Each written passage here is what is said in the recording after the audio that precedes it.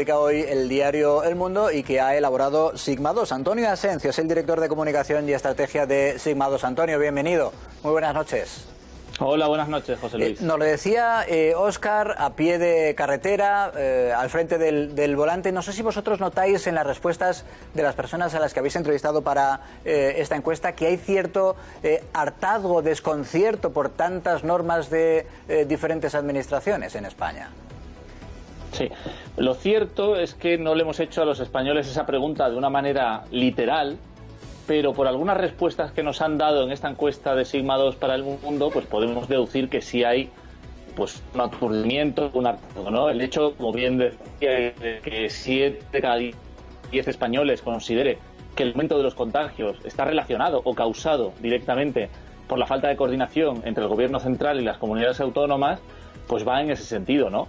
Además, es muy significativo que esa opinión sea compartida de una manera muy similar por votantes de todos los partidos y de las ideologías, justo en un país que además solemos decir que está muy polarizado, y por votantes también de todas las edades. O sea, hay una amplia mayoría que así lo considera, ¿no? Cuando se señala no a un gobierno en particular, sino a la descoordinación entre todos los gobiernos, pues de alguna forma se está expresando ese aturdimiento por los vaivenes, ¿no? Y este hartazgo, este aturdimiento por los vaivenes, como estás diciendo, que tienen los ciudadanos y que se ve en esta encuesta, ¿crees que puede repercutir en animadversión, en incumplimiento a las normas o no? ¿O los ciudadanos están concienciados y saben que depende de nosotros? En líneas generales creemos que no. ¿Por qué? Porque hay dos elementos que pesan más todavía que el hartazgo del que hablábamos, ¿no? Y que son... primero, el miedo al propio virus, que es un miedo real, porque ya todos o hemos tenido la enfermedad o en nuestro entorno conocemos gente que le ha pasado. Y segundo, porque el temor a que se produzca un cierre total, un confinamiento total como el que vivimos en marzo y abril, está todavía muy fresco en la mente de la población y está asociado a un gran sufrimiento psicológico. Y al final esos dos miedos, al virus y al confinamiento, van a facilitar que sigamos cumpliendo mayoritariamente las normas, aunque siempre obviamente pues puede haber segmentos o casos de incumplimiento, pero serán más bien excepcionales. En líneas generales creemos que la población española está demostrando una gran adhesión a las normas, aunque las considere contradictorias y aunque esté aturdida por los cambios, ¿no?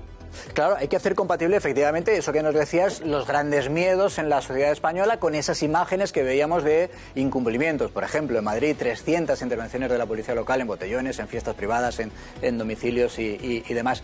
Por cierto, llama también, lo destacaba María, del resultado de vuestra encuesta, que los más jóvenes, a los que a veces se les señala tanto, y es verdad que la edad media de contagios se está reduciendo mucho, digo que en vuestra encuesta los más jóvenes son los que más a favor se muestran del cierre de los bares.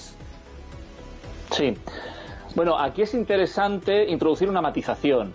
Y es que es verdad que los jóvenes de 18 a 29 años son los que más apoyan el cierre quincenal, y subrayo que es quincenal porque hemos preguntado en base a esa temporalidad del supuesto cierre o del hipotético cierre de los bares, pero esos jóvenes están muy en línea con el resto de segmentos de edad, donde hay también una mayoría que apoya o que apoyaría esta medida.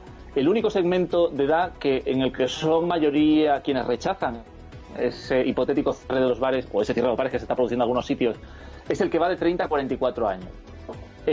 ¿A qué se debe esto? Bueno, pues nosotros la hipótesis que trabajamos es que probablemente los más jóvenes son los que menos frecuentan bares y restaurantes, ya sea por poder adquisitivo, porque tienen unos hábitos de ocio distintos, y en cambio quienes más van a esos bares y esos restaurantes pues serán seguramente las personas entre 30 y 44 años, que es un segmento de edad donde la letalidad del virus es todavía muy baja, pero tienen mayor poder adquisitivo, ¿no? Si probablemente hablásemos de algún tipo de restricción que perjudicase más al ocio de esas personas más jóvenes, pues seguramente se mostrarían más contrarios.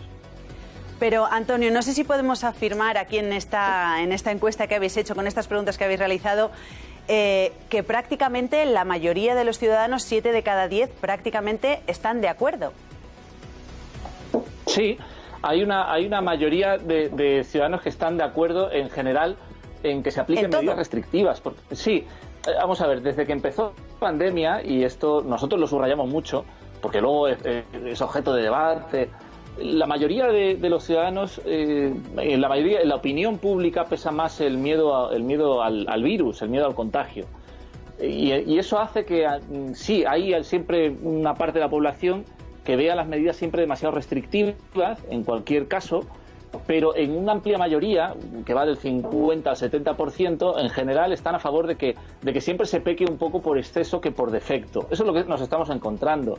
Obviamente luego hay muchos matices, hay que analizar esa respuesta por segmentos, por ideologías, por segmentos de edad, y esto te da una información mucho más rica y mucho más precisa. Pero en líneas generales, entre el 50 y el 70% de los españoles siempre tienden a apoyar una respuesta más restrictiva frente a la pandemia. Y en el capítulo de los reproches, por esa que es una de las grandes conclusiones de vuestro estudio y de vuestra encuesta, que no hay un plan B, estamos viendo cómo en el debate político a veces da la sensación de que tratan de protegerse, en el sentido de que, por ejemplo, el gobierno central dice, no, la competencia ahora mismo es de las autonomías a su vez responden, oiga, es que usted no me da una cobertura legal. En el capítulo de los reproches, ¿es 50-50% o la gente señala más a la administración autonómica o a la administración central? Bueno, yo creo que lo hemos visto, ¿no? Al principio, cuando hablabais de ese reproche generalizado a todos los gobiernos, y además por parte de todas las ideologías y de votantes de todos los partidos, tengamos en cuenta que en un país tan polarizado como España, donde cualquier tema es objeto de un enfrentamiento o de una división de opiniones entre quienes votan a un bloque y quienes votan a otro, que el 70% se ponga de acuerdo en hacer un reproche generalizado a sus gobernantes es muy significativo, ¿no? Yo creo que aquí, si están perdiendo, o sea, si hay alguien que cree que puede ganar una batalla en el corto plazo, me parece que al final las respuestas, las encuestas que nos analizan lo que está pasando en la opinión pública desmienten esa estrategia. La gente está culpando a todos los gobiernos casi por igual. Es verdad que luego puede haber en los restos algún matiz, pero el 70% está diciendo que no, que es culpa de todas las partes y que se tienen que poner de acuerdo y se tienen que coordinar. Y además también nos está diciendo que tienen que preservar o que priorizar la defensa de la salud. Lo estamos viendo prácticamente en todas las respuestas. Pues Antonio Asencio, que es el director de comunicación y estrategia de Sigma 2, gracias por tu tiempo, gracias por